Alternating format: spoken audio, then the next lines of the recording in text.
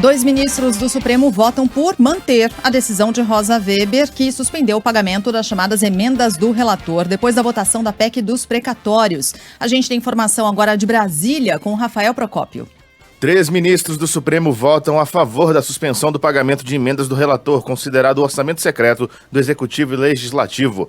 Luiz Roberto Barroso e Carmen Lúcia acompanharam Rosa Weber, que por meio de uma liminar já suspendeu o repasse desses recursos por falta de transparência. Emendas do relator são quantias destinadas apenas para alguns parlamentares da base eleitoral e que não precisam da identificação de valores ou beneficiados. A suspensão, no entanto, não agradou a Câmara e o Senado, que já formalizaram um pedido para que o Supremo derrube a liminar da ministra Rosa Weber. O presidente da Câmara, Arthur Lira, inclusive, se encontrou pessoalmente com Luiz Fux, que preside o STF, para que a decisão seja revertida. Ainda faltam 7 ministros a votarem no plenário virtual do Supremo sobre a suspensão dessas emendas. A expectativa é de que a maioria vote pela autorização do benefício, mas desde que os valores e destinos dos recursos sejam divulgados. Essa é uma cobrança da oposição que acusa o governo de ter usado as emendas do relator para conseguir aprovação na Câmara da PEC dos precatórios. Um levantamento mostrou que nos 2 dias que antecederam a votação em um primeiro turno, cerca de R$1 bilhão foi movimentado em emendas do relator. Sem esse benefício, o governo federal perderia o poder de negociação com alguns deputados para a votação em segundo turno, que está marcada para hoje. E é um fato que as emendas do relator se tornaram a grande base de sustentação de Jair Bolsonaro no Congresso Nacional. Bolsonaro formou uma base aliada bastante coesa a ponto de aprovar PECs, que não são fáceis de serem aprovadas, necessitam 308 votos na Câmara dos Deputados por meio da distribuição dessas emendas. E é um mecanismo bastante eficiente, que coopta gente do PL, do PP, do PSD, do PSDB. Veja quantos tucanos votaram a favor do rombo no teto de gastos. Quantos tucanos, por exemplo, ou políticos considerados mais à esquerda do PSD, do PSB, votaram, o PSB, né, no caso, votaram a favor do voto impresso, que agora é renegado pelo presidente, né? Ele diz que confia agora nas urnas eletrônicas. E veja só a cidade de Barra de São Miguel, em Alagoas, é uma cidadezinha muito pequenininha, tem 8 mil habitantes. Linda, por sinal, né? É, conhece? Uhum. 8 mil habitantes, recebeu 3 milhões e 800 mil reais das chamadas emendas do relator. O que tem de especial em Barra de São Miguel, além da beleza natural e, tenho certeza, de seu povo maravilhoso? É um município comandado pelo pai do presidente da Câmara, Arthur Lira, Benedito de Lira. Esse repasse vai ocorrer por meio da Codevasp no estado, a Companhia de Desenvolvimento do Vale do São Francisco, comandada por um primo de Arthur Lira, o senhor João José Pereira Filho.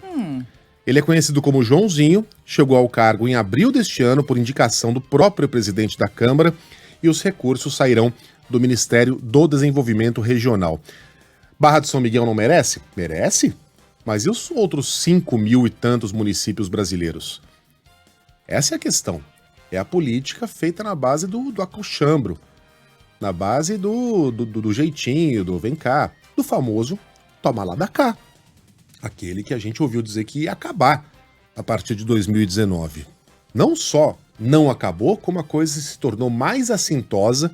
Estamos falando aqui de um caso que envolve 2 parentes diretos do presidente da Câmara dos Deputados, como se tornou ainda menos transparente.